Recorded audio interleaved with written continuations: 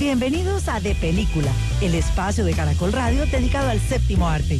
Dirige y conduce Mario Alcalá.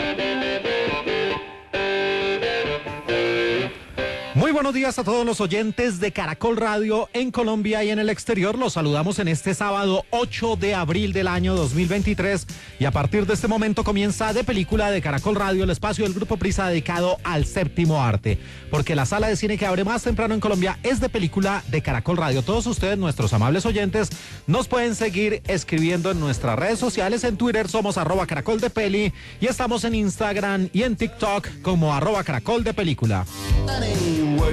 That's the way you do it. Money for nothing and your chicks for free. Now that ain't working. That's the way you do it. Let me tell you, damn guys ain't dumb. Maybe get a blister on your little finger.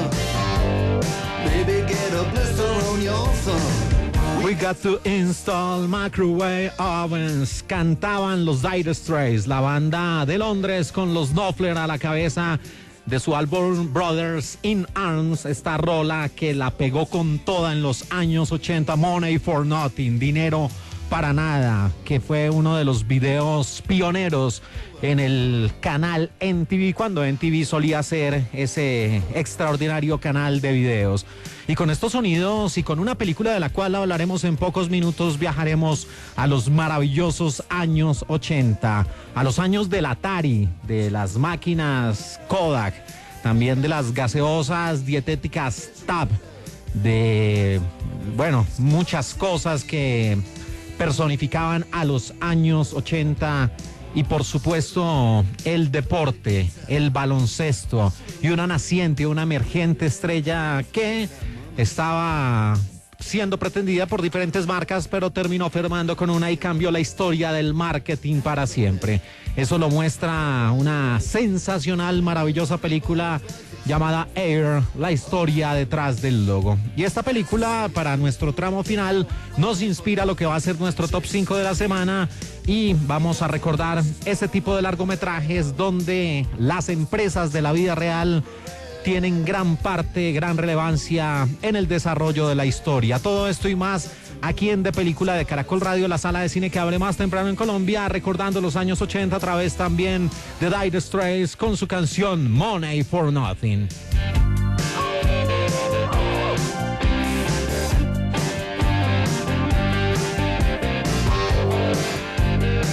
Listen here, now, that ain't working. That's the way you do it. En De Película, el estreno. 1984 fue un año difícil, las ventas bajaron, crecimiento bajo. Sony, te traje aquí para mejorar la división de básquetbol. Nadie sabe qué carajo es un Nike. Es un Converse, El zapato de la NBA. el nombre de Nike. Y con estos sonidos en el español latino hablamos de uno de los grandes estrenos de este 2023 y una de esas buenas películas que reafirman el gusto por el cine. Una magistral producción que navega los terrenos del drama, que tiene como telón de fondo el marketing, el deporte, especialmente el baloncesto de la NBA, y que con 1 hora 52 minutos de duración nos da una versión muy interesante acerca de hechos inspirados en la vida real. Su título original simplemente Air, y se presenta para el público de habla hispana, incluyendo a Colombia, como Air, la historia detrás del logo. Ya, aquí vamos. Me preguntaste qué hago aquí y esto es lo que hago. Encontrar jugadores. Y tengo un presentimiento esta vez. Todo ok es arriesgado. Cuando vendías zapatos atrás de tu Plymouth, te arriesgabas. No cambies eso, no lo hagas. Para un novato que nunca ha jugado en la cancha de la NBA, Sí, es la definición literal de novato. Tremendo novato en la película Air, la historia detrás del logo, que tiene en la dirección a un hombre que es muy reconocido tanto como director, pero especialmente como actor, de 1,89 m de estatura. También, además de su actividad cinematográfica, da muchas noticias para la prensa rosa, para la comidilla de los medios, porque después de su regreso con J-Lo, y sobre todo también se ha vuelto objeto de memes porque supuestamente J-Lo lo tiene un poco extenuado. Pero hablemos de su faceta profesional, del hombre nacido el 15 de agosto de 1972 en Berkeley, California, en los Estados Unidos, el gran Ben Affleck, de 1,89 m de estatura, que ha sido todo lo que ha deseado en el cine, incluyendo ser el detective más famoso de los cómics, el Batman del universo de Zack Snyder, que al principio generó mucha resistencia, pero que después los fanáticos pidieron su regreso y que va a tener un cameo en la próxima película The Flash. El señor Ben Affleck, también como realizador, ha sido reconocido por largometrajes como Argo,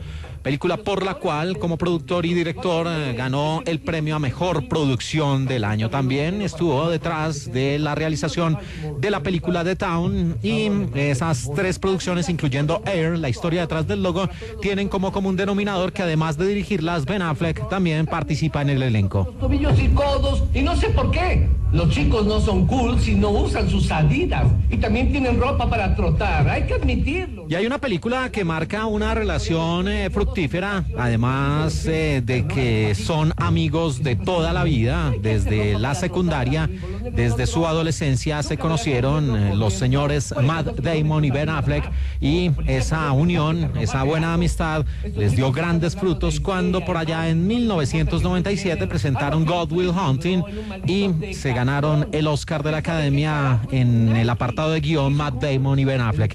Y en adelante pues han tenido una de las amistades más sólidas de la industria de Hollywood, y ahora vuelven a trabajar juntos con el señor Matt Damon, un hombre nacido el 8 de octubre de 1970 en Boston, Massachusetts, en los Estados Unidos, reconocido por The Martian, por el talentoso señor Ripley, la sensacional película de 1999, por The Departed, Los Infiltrados, donde era el popular Colin, y por ser el protagonista precisamente de God Will Hunting en 1997. Necesitas traerme a alguien más. Bien, está Moses. Ya sé que está Moses, amigo. Y esta voz un poco chillona en el español latino pertenece al rol que interpreta un hombre nacido el 31 de agosto de 1971 en Atlanta, Georgia, en los Estados Unidos, Chris Tucker. Sí, hay que decir que cuando se sobreactúa resulta siendo un poco molesto, pero no hay que desconocer su muy buen talento, el de el señor Chris Tucker. Lo demostró en películas como Silver Linings Playbook, donde allí tenía una actuación memorable, sobresaliente, interpretando a un hombre con problemas mentales, pero también cuando se sobreactúa, como lo hizo en Rush Hour al lado de Jackie Chan en las películas alguna, o como la de 1998, pues resulta siendo bastante molesto, y ni hay que hablar de su rol en El Quinto Elemento, pero insisto, aquí también realiza un papel estupendo el señor Chris Tucker. Y complementan el reparto de esta película el gran Jason Bateman, el hombre nacido el 14 de enero de 1969 en Nueva York, en los Estados Unidos. Lo vimos en 2018 como Max en la muy buena película Noche de Juegos. Aparece también Chris Messina, este buen actor neoyorquino nacido el 11 de agosto de 1974, que estuvo en Argo precisamente con Ben Affleck. No es la primera vez que trabajan juntos, y también fue el detective Bowden en una película de terror, La Trampa del Mal, por allá en el año 2010. Y por pedido expreso de un personaje que inspira esta película, aparece una gran y talentosa actriz ganadora del Oscar de la Academia, la señora Viola Davis, nacida el 11 de agosto de 1965 en Carolina del Sur, que estuvo en Fences, en Viudas, en The Woman King, La Mujer Rey, también en Criadas y Señoras, y por supuesto es la reconocida Amanda Waller en las películas del no nacido universo de DC. Sí, el señor Orwell tuvo razón. 1984 fue un año difícil, las ventas bajaron, crecimiento bajo, pero la compañía mostrará de qué somos capaces si nos tiran al suelo. ¿No es verdad, amigos? Cuando estás en el piso, ¡bam!, te pones de pie nuevamente. Y aquí Ben Affleck interpreta a un personaje de la vida real, un hombre llamado Philip Hanson Knight, más conocido para sus amigos como Phil Knight, magnate multimillonario estadounidense, nacido el 24 de febrero de 1938 en Portland, Oregon, en los Estados Unidos, considerado por la revista Forbes como uno de los hombres más adinerados de la Unión Americana, que fue pionero, fundador de la empresa Nike y actualmente es dueño de la compañía Laika. Este es el rol que interpreta el señor Ben Affleck. También aparece otro personaje de la vida real, Peter Moore, que ya falleció, un diseñador que se incorporó a Nike en 1977, convirtiéndose en el primer director creativo global de la empresa, aunque 16 años más tarde, ya a finales de los 80 y principios de los 90, Moore pasó a formar parte del equipo de Adidas después de que la compañía comprara su agencia creativa para suceder al otro personaje de esta historia que interpreta el señor Jason Bateman. Se trata de Rob Strasser, uno de los ejecutivos más importantes de Nike en sus inicios, que era un gran hombre de negocios, pero según lo cuentan sus amigos cercanos, bebía y fumaba mucho, hablaba en voz alta y vestía con bermudas y camisas de flores. Aquella manera de comportarse nunca había sido un problema para nadie hasta que Phil Knight, el propio fundador de Nike, comenzó a ponerse exigente con el objetivo de convertir su empresa en un lugar más disciplinado y le llamó la atención a Rob Strasser, algo que no muestra la película, pero que sí está en los registros de los hechos reales. Es agresivo, igual que nosotros. ¿De Gonzaga? Claro, es una escuela vocacional. ¿Y qué te gusta de Y aquí, por supuesto, se habla de tres grandes empresas, pero especialmente de Nike, la multinacional estadounidense dedicada al diseño, desarrollo y fabricación de equipos deportivos y también otros artículos que hacen parte del mundo de la moda relacionada con el deporte. Es uno de los mayores proveedores de material deportivo del mundo, solamente bajo su gran competidor, su archienemigo de toda la historia, Adidas, con ingresos de más de 24.100 millones de dólares estadounidenses y con casi 77.000 empleados en el planeta. Y aquí se habla de una parte importante de cómo Nike afianzó su poderío, especialmente en el baloncesto. Tú eres un idiota. Sony tal vez sí. ¿Contento? ¿Alguna otra opinión?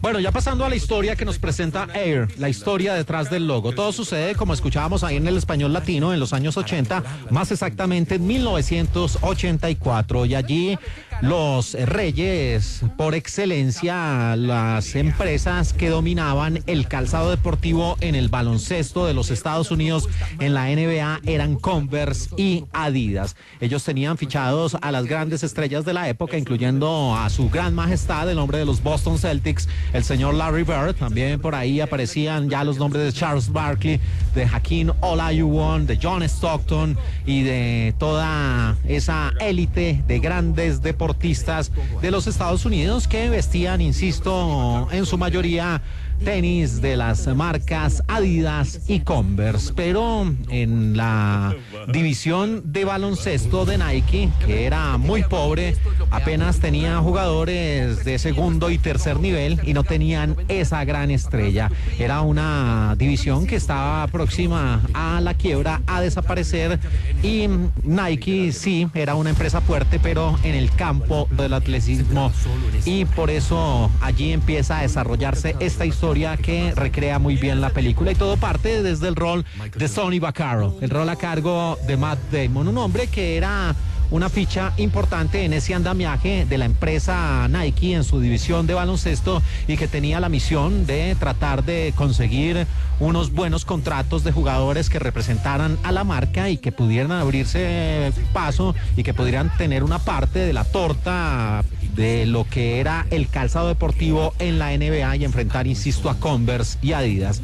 Él al principio pues veía con desilusión cómo no se estaban dando las cosas. Incluso su propio jefe, Phil Knight, el rol a cargo de Ben Affleck, le dice: bueno, yo lo tengo aquí es para esto, para que usted haga que esta división no desaparezca. También mi junta directiva y otras personas me están presionando y tenemos una gran cantidad de empleados, pero prácticamente nuestra división no está haciendo nada. Y él finalmente, después de visualizar un video donde Michael Jordan, el gran Michael Jordan, el hombre de los Chicago Bulls, en su época universitaria anotó ese punto decisivo para que esa universidad de donde salió Michael Jordan se coronara campeona del torneo.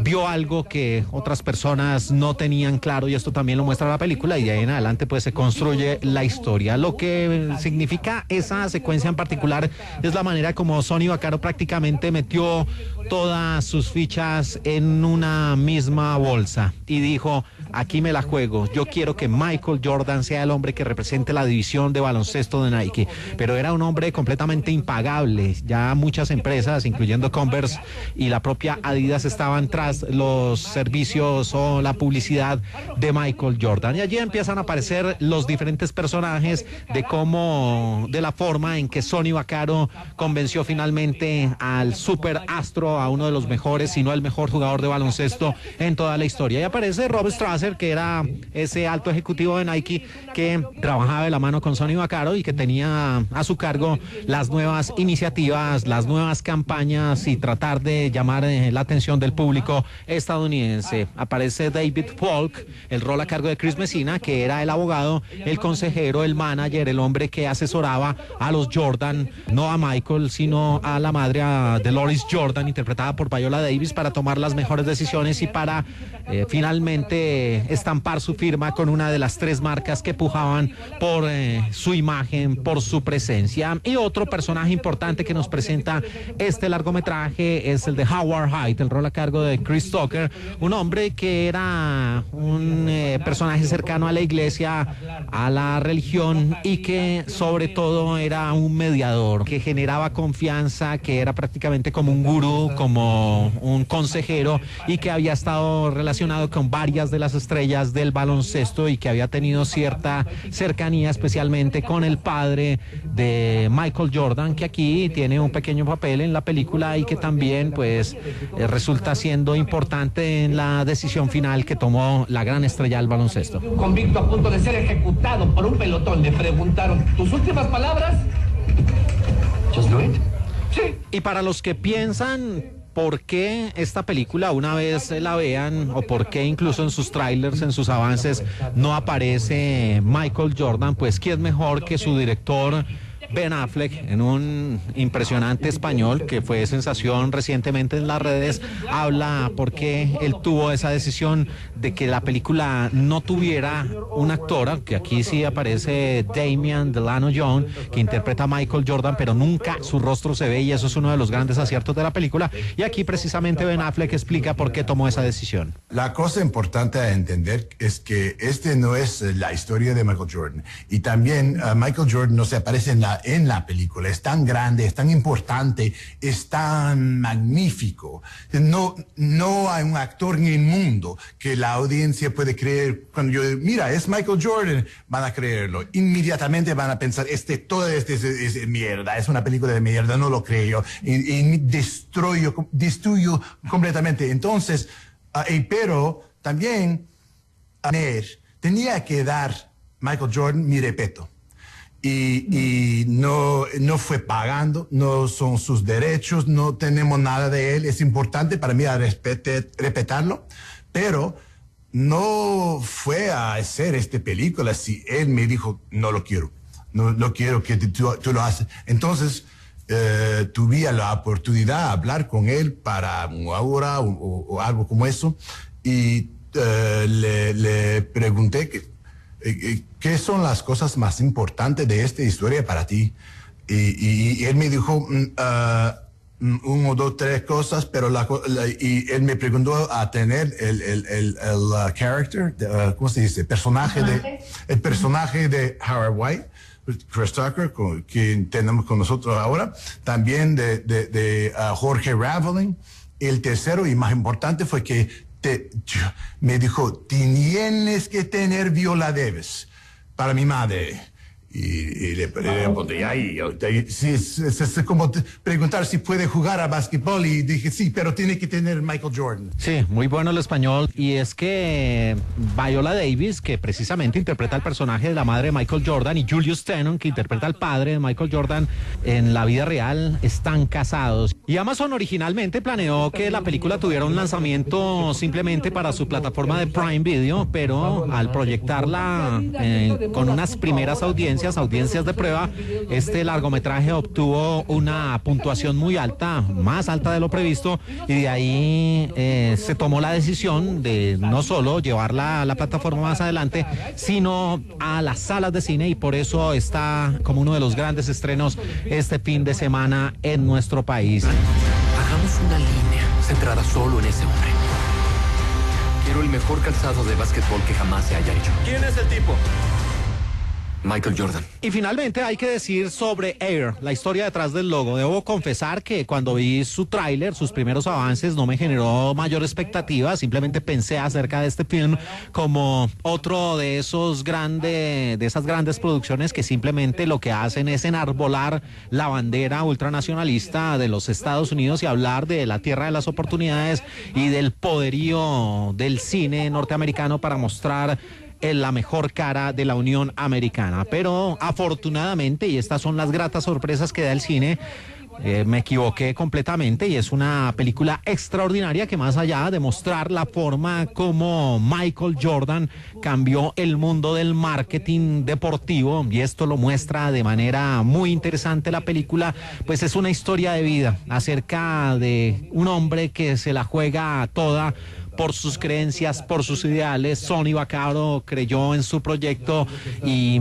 hay una escena en particular que ustedes se van a dar cuenta cuando él ve que no solo es su decisión que puede afectar su vida, sino la vida de muchas personas que hacían parte de esa decisión, y por eso prácticamente empeñó, se jugó, bueno, era un jugador de cartas y un jugador de casino, y esto también lo muestra la película, pero prácticamente jugó todo su prestigio, su credibilidad, su carrera, le apostó a una sola ficha, le apostó al caballo ganador, y ese caballo ganador era nada menos y nada más que Michael Jordan. Así que es de ese tipo de largometrajes que, a pesar de que se conoce su historia, revela nuevos detalles, emociona de principio a fin, tiene unos muy buenos papeles, unos personajes muy bien ejecutados, ninguno desentona en este gran elenco, e insisto, una de sus grandes virtudes es haber hecho esa apuesta interesante por parte de Ben Affleck de no mostrar o no centrar el relato en la figura de Michael Jordan, sino en la forma como él cambió con base en su vinculación con Nike y el nacimiento de los famosos Air Jordan, el mundo del marketing deportivo, y de ahí pues este tipo de negociaciones pasaron a otros deportes. Y aquí en De Película de Caracol Radio también pues recordamos uno de los comerciales de los años 80 donde aparecía la figura de Michael Jordan ya calzándose esos famosos Air Jordan.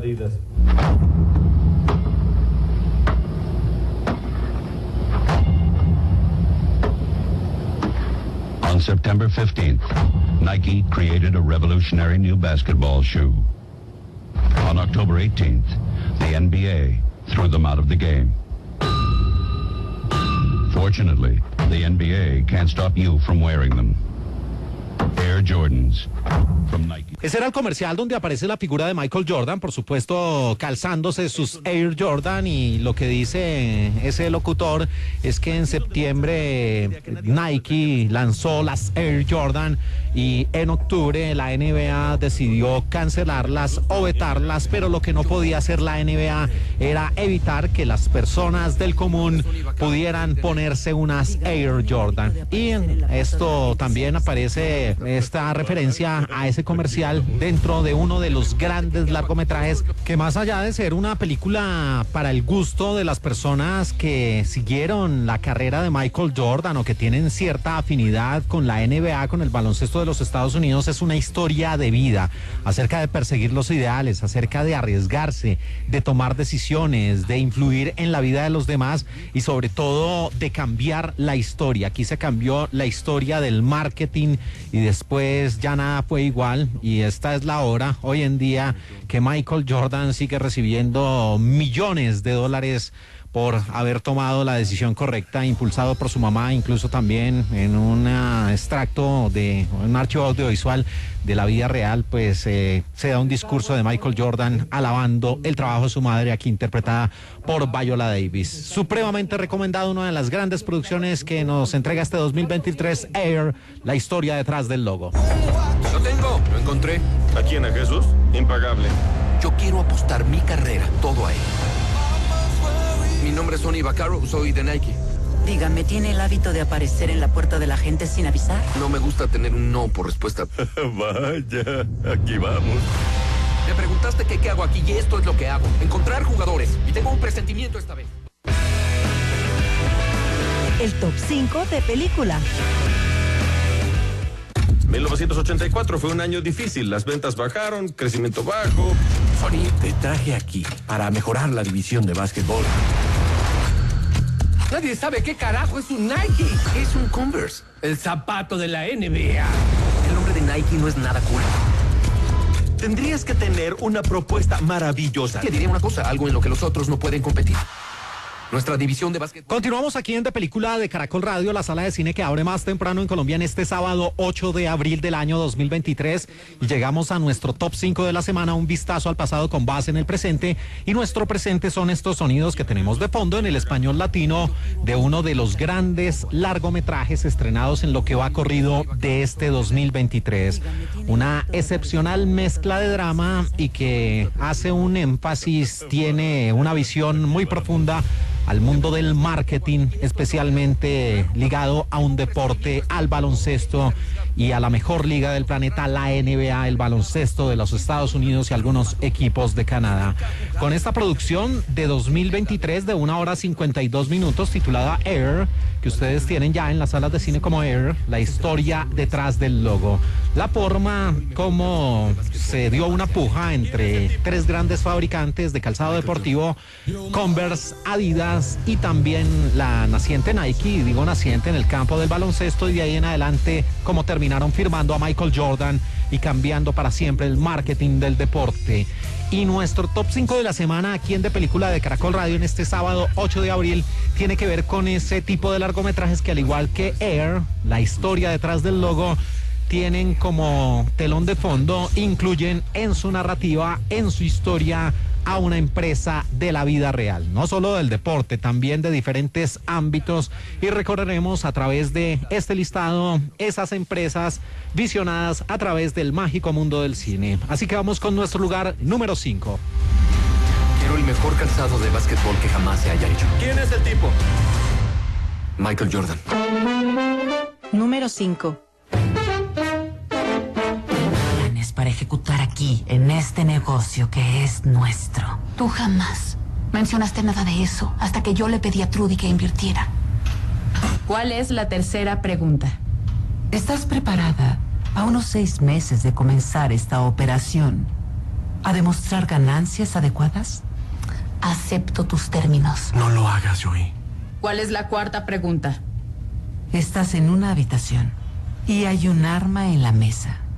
La única otra persona. Lugar número 5, una película con un reparto ampliamente conocido de un grupo de actores que, bajo la dirección del realizador David O. Russell, hicieron varias películas, incluyendo la maravillosa, la sensacional Silver Linings Playbook, pero que también han tenido desastrosas películas como American Hustle, y esta sí fue la peor de todas, donde se reunieron casi que los mismos actores. Se trata de Joy, la cinta del año 2015 de 2 horas 4 minutos de duración, que de nuevo, bajo la dirección del señor O. Russell, tenía en el reparto a la espectacular, sensacional, maravillosa, hermosa Jennifer Lawrence, acompañada de Bob De Niro, de Edgar Ramírez, Virginia Madsen, Bradley Cooper, que es uno de los habituales de O. Russell. También estaba la preciosa Isabella Rossellini, la mujer de Blue Velvet. Aparecía en este reparto Suzanne Lucci y Laura Wright. Las personas patentan sus ideas, pero solo unas cuantas las llevan a cabo. Trudy solo quiso tener cuidado. Joy, solo quería avisarte que Dusan casi termina con el trabajo. Y nuestra empresa de turno en el lugar número 5 es Ingenious Designs, la empresa creada por Joy Mangano, una inventora y empresaria estadounidense, hija de un inmigrante italiano, Rudy Mangano, un italo-estadounidense. Ella estudió en la Universidad del Paso, se convirtió en la propietaria de un negocio familiar y fue conocida por haber inventado el famoso Miracle Mob o el trapero milagroso, también unos ganchos o perchas llamadas las Huggable y una gran cantidad de patentes que sobrepasan la centena y que la convirtieron en una de las personas más reconocidas en el campo del emprendimiento en los Estados Unidos y también una de las personas más queridas por las amas de casa estadounidenses. Un hombre en Texas que trabaja para alguien en otro lugar donde tienen una idea que podría parecerse a mi trapeador. Ahí está, la idea del trapeador. Increíble que un simple trapeador mágico le cambie la vida a una persona y la convierta en la dueña de un emporio económico como lo hizo Joy Mangano, nacida el 1 de febrero de 1956, ya tiene 67 años de edad, nació en East Meadow, en Nueva York, en los Estados Unidos. Ya tiene varios hijos, incluyendo a Christia, Jacqueline y a Robert, y sus esposos, entre otros, han sido Tony Miran y también Terry. Y esta película, protagonizada por Jennifer Lawrence, es una versión libre, sí está inspirada en varios hechos de la vida real, pero David O. Russell, que también hace el guión, versiona y ficciona varios de los asuntos de una humilde trabajadora de Long Island que acabó convirtiéndose en una popular inventora de productos para el hogar y también en uno de los rostros más conocidos de la televisión norteamericana, porque empezó a buscar una vida normal, podría decirse, tratar de ingresar a la universidad, conseguir un trabajo remunerado, pero muchas puertas se le cerraron y ella, a pesar de la negativa y de la poca fe que le tenía a su círculo cercano, empezó a idear ese tipo de artefactos que pudieran cambiar el modo de vida de la ama de casa estadounidense, y así fue como le pegó al perrito, como se dice coloquialmente, y creó ese famoso trapero mágico. De ahí en adelante pues vino el ascenso, pero también los diferentes problemas que tienen las personas que triunfan en la Unión Americana. Y yo respetaré eso, como Tony y tú deben respetar. En esta película aparece Joan Rivers. El personaje es interpretado por su hija en la vida real, Melissa Rivers. El director David O. Russell le pidió a Melissa su opinión sobre el diálogo escrito para su madre, particularmente en la escena en la que le da su opinión sobre la ropa de Joy. Y a pesar de varios informes, esta no es una biografía de Joy Mangano. El guión original de Annie Mumolo se basó en Mangano, pero el padre, el inventor y empresario ítalo-estadounidense conocido por ese trapeador milagroso que se escurre solo. Y Joy Mangano terminó siendo la presidencia de Ingenious Designs y aparece regularmente en el canal de compras de televisión estadounidense HSN y posee más de 100 patentes. Cuando David O. Russell se inspiró en el proyecto, agregó muchos personajes secundarios, entrelazó la biografía original de Mangano con historias de otras mujeres que cambiaron sus vidas. Russell admitió que no tenía ningún afán, ninguna prisa por conocer a Mangano en la vida real durante el rodaje y quiso hacer la película a su manera. Tan solo se comunicó con ella telefónicamente en una llamada muy corta. Nuestro lugar número 5 del año 2015, la empresa Ingenious Designs de Joy Mangano, la película Joy de 2015. Número 4. Sport wird jetzt gleich geschaltet. Ich weiß nicht, ob das Sport ist, aber es ist unglaublich. Wie du willst. Doch sie tragen dabei unsere Schuhe.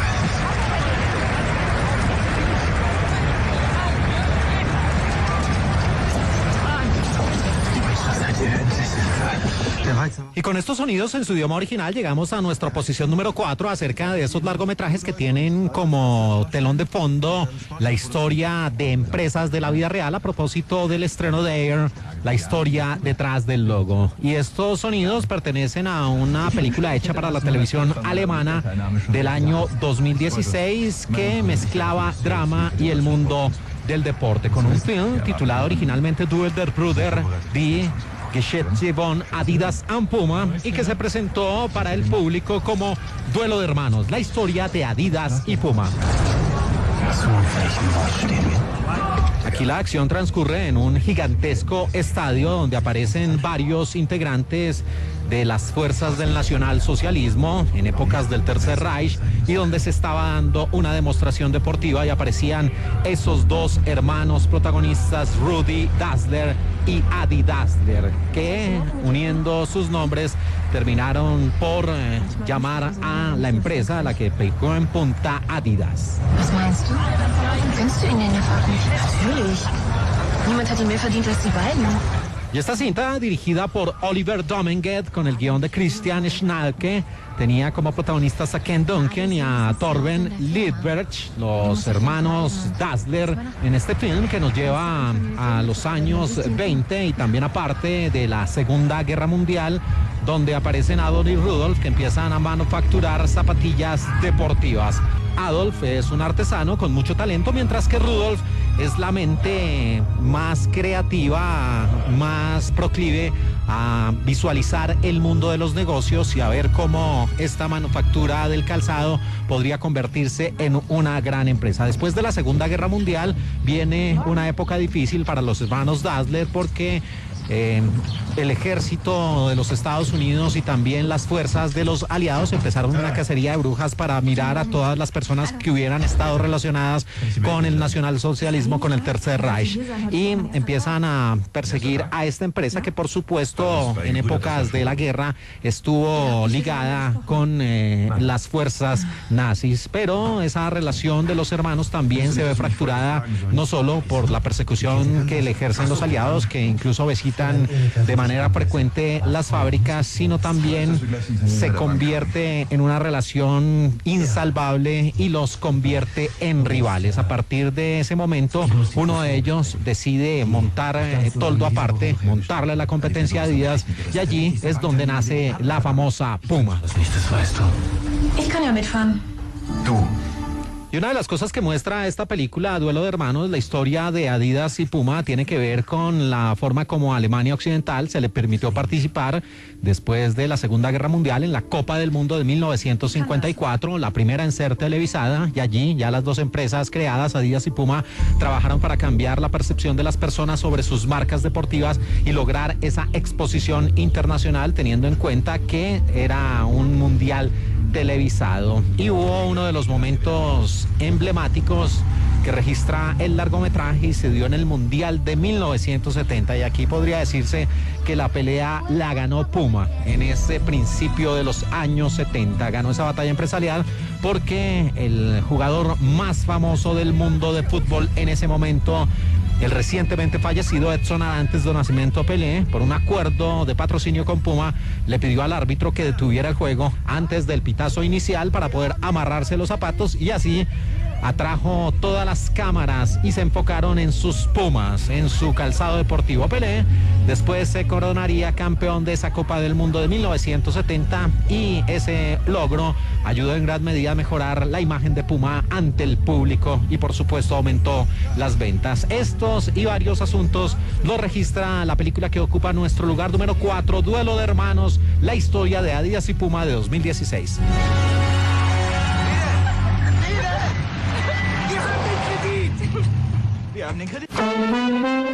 Número 3. Franquicia. Franquicia. Háganlo una maldita franquicia. Es muy bueno para estar en un solo lugar. Debería haber McDonald's en todos lados, de costa a costa, de norte a sur. Señor Crow. Oye, ¿saben? Tengo que confesarles algo, amigos.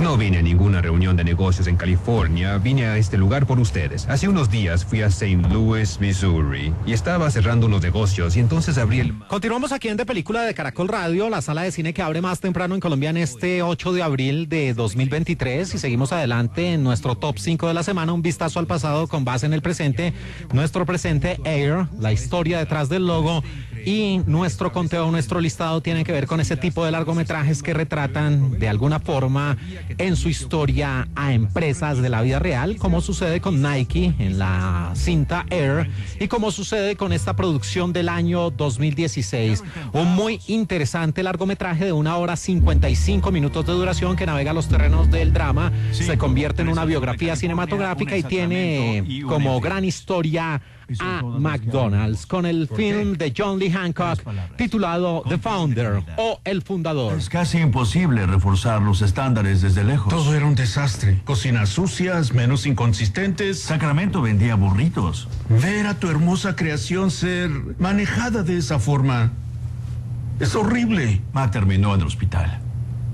Y la dirección de The Founder o El Fundador corrió a cargo de John Lee Hancock, un hombre nacido en 1956 en Texas. Y el reparto de esta cinta, The Founder o El Fundador, estaba encabezado por el gran Michael Keaton, el hombre que de nuevo se enfunda el traje de Batman para su regreso como el detective más famoso de los cómics en este mes de junio en la película The Flash, en la cual muchos fanáticos de DC tenemos puestas las esperanzas. Y aquí el señor Michael Keaton era Ray Kroc, que tenía una suerte de disputa con los hermanos McDonald, Dick y Mac McDonald, interpretados por los grandes actores John Carroll Lynch y Nick Offerman. Complementaban el reparto de esta cinta las preciosas, hermosas Linda Cardellini, que estuvo en un par de entregas de Scooby-Doo en live action, también Laura Dern, la ganadora del Oscar de la Academia, que recientemente la vimos en The Son, en El Hijo, y también aparecía Patrick Wilson.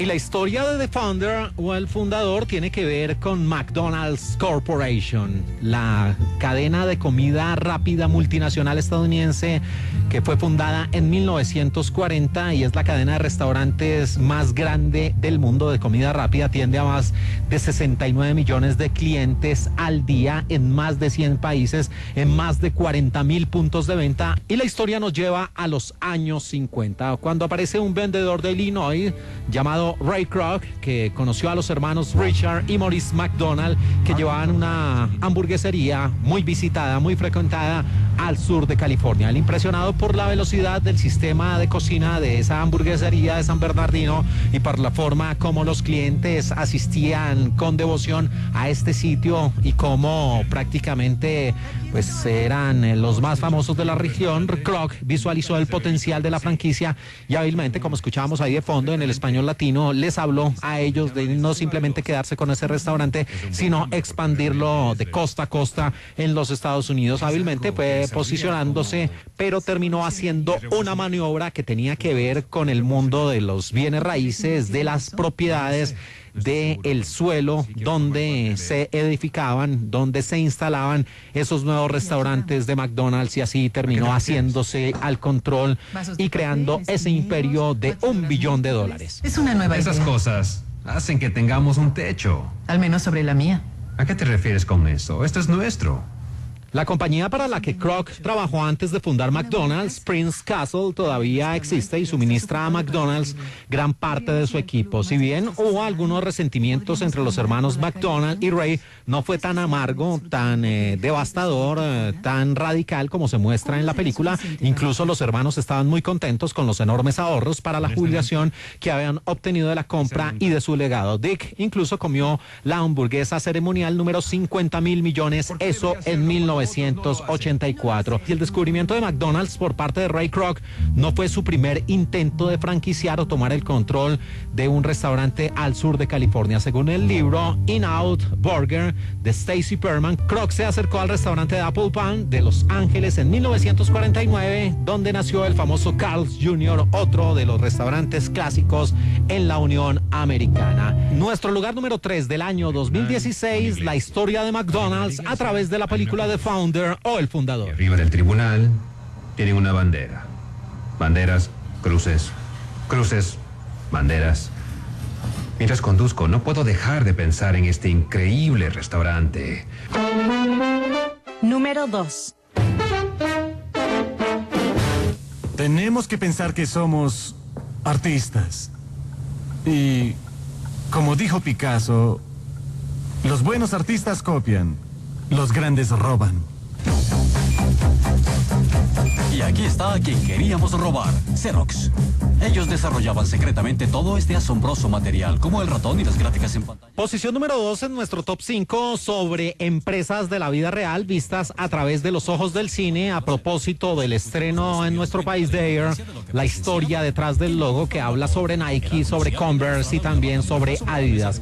Y con estos sonidos en el español latino viajamos a finales de los 90, más exactamente en 1999, con un extraordinario film que narraba a través del drama y de biografías cinematográficas la historia de los genios detrás de dos grandes potencias de la informática, Apple y Microsoft, con el tremendo film Pirates of Silicon Valley o Los Piratas del Valle de Silicio. Y aquí es donde Steve era un genio. Persuadió a la dirección general de Xerox para que nos mostrara todo ese increíble material que había desarrollado la gente de California. Los hizo ver como unos completos tontos. Hágame el favor, la película desnuda la forma como Steve Jobs creó una empresa, un emporio de la informática, pero como él mismo decía y se ufanaba, pues robando ideas, incluyendo de las famosas fotocopias Xerox. En la producción Piratas de Silicon Valley, la película dirigida por Martin Burke, protagonizada magistralmente por Anthony Michael Hall como Bill Gates, por Noah Weil como Steve Jobs, que se mandaron tremendos personajes, no como el que hizo Aston Kutcher, ni otros actores que han interpretado al ya fallecido genio de Apple. También en este reparto aparecían Joe Slotnick, que interpretaba a Steve Wozniak, uno de los hombres también importantes en la dirección de Apple, y aparecía Sheila Shaw. Xerox, Centro de Investigaciones de Palo Alto. Palo Alto, California. Todas estas empresas tienen su base de operaciones en uno de los estados más ricos de la Unión. En esta película, Los Piratas de Silicon Valley, que hablaba de dos empresas. Apple, la empresa tecnológica estadounidense que diseña y produce equipos electrónicos, software y servicios en línea, que tiene su sede principal en el Apple Park, en Cupertino, California, donde se fabrican todos los iPhone, los iPad y todo lo que hace prácticamente una de las empresas más sólidas, especialmente de los Estados Unidos. Tienen su sede europea en la ciudad de Cork, en Irlanda. Y la otra, Microsoft Corporation, la empresa tecnológica multinacional estadounidense que produce software de computadora, productos electrónicos de consumo, computadoras personales, y que su nombre lo toma de un acrónimo. Microsoft es acrónimo de microordenador y software. Tal vez una familia de la mafia. Das la espalda y te traicionan. Nuestros ingenieros regresaron del Japón con este NEC y está cargado con programas Microsoft. Sus programas Microsoft son casi idénticos a los nuestros. Y el gran valor de esta película, Los Piratas de Silicon Valley, la cinta de 1999, es que se muestran las figuras de Bill Gates y de Steve Jobs, no de la forma como suelen mostrarlo otros medios, libros, documentales y también otros largometrajes, sino se hace un examen a dos personajes que, si bien eran muy talentosos y construyeron grandes imperios, sus formas eran non santas, no apegadas a la ética, sino por el contrario a lo deshonesto, a lo poco leal. Y dentro de los dos, el más oscuro dentro de esta película es el propio Bill Gates, que era muy calculador y que incluso empezó a copiar las ideas que eran desarrolladas por Steve Jobs, pero este último también, como lo escuchábamos en el español latino, pues no era una santa paloma ni mucho menos, porque él también copiaba y se ufanaba de tomar ideas de otras personas y aplicarlas a sus modelos de Apple. Y así se muestra prácticamente a lo largo del metraje esa lucha entre estos dos genios que pasaron a la historia por crear dos grandes empresas y por cambiar la vida de muchas personas, prácticamente de la raza humana, a través de sus empresas Microsoft y Apple. Se trata de la historia de Steve Jobs y de Bill Gates, vista a través de la cinta Los Piratas de Silicon Valley de 1999. Y tú te inmiscuiste para robarles el juego de televisión. Solo que cuando llegaste allí, te diste cuenta que yo había llegado primero. Yo me adelanté, Steve. ¿Y ahora dices que no es justo? ¿Que yo traté de robarte? Y hay un detalle bien interesante que pasaba por alto de esta película, y es que en la conferencia Macworld de 1999, poco después del estreno de este film para la televisión, los comentarios introductorios no fueron hechos en esa convención, en esa conferencia, por Steve Jobs, sino por Noah Wyle, el actor de Los Piratas de Silicon Valley, retomando su papel de esa película, y el verdadero Steve Jobs emergió poco después e intercambió bromas con Wyle. Se consideró que Noah Wyle volvería a interpretar el papel de Steve Jobs en la película del año 2015. Infortunadamente no fue así. Y el escritor y productor Michael Piller quedó tan impresionado por la actuación de Anthony Michael Hall como Bill Gates que lo eligió para interpretar el papel principal de Johnny Smith en la adaptación televisiva de la novela de Stephen King, The Death Zone. Nuestro lugar número 2, Los Piratas de Silicon Valley de 1999. Me sentía como en una de esas hordas mongoles que se dirige a saquear a un grupo de indefensos aldeanos. Número 1. ¿Es lo que dijiste? Fue hace 3 años y medio, no sé lo que dije. ¿Cuándo acudiste a Eduardo? No entiendo esa pregunta. ¿Recuerdas haber respondido afirmativamente? ¿Afirmativamente? ¿Cuándo acudiste a Eduardo con la idea para Facebook? Se llamaba de Facebook por entonces. No tiene que ser tan difícil. Estoy en medio de 2 juicios diferentes. ¿Respondiste afirmativamente cuando Tyler y Cameron Winklevoss y Diria Narendra te pidieron que crearas? Seguramente muchos de nuestros oyentes de Película de Caracol Radio ya reconocieron estos sonidos en el español latino del largometraje que ocupa nuestro lugar número 1, una sensacional, excepcional producción de 2010 que con 2 horas de duración navegaba los terrenos del drama y se convertía en la biografía cinematográfica de uno de los grandes personajes del siglo XXI. El film, titulado originalmente The Social Network, y que se presentó literalmente como la red social.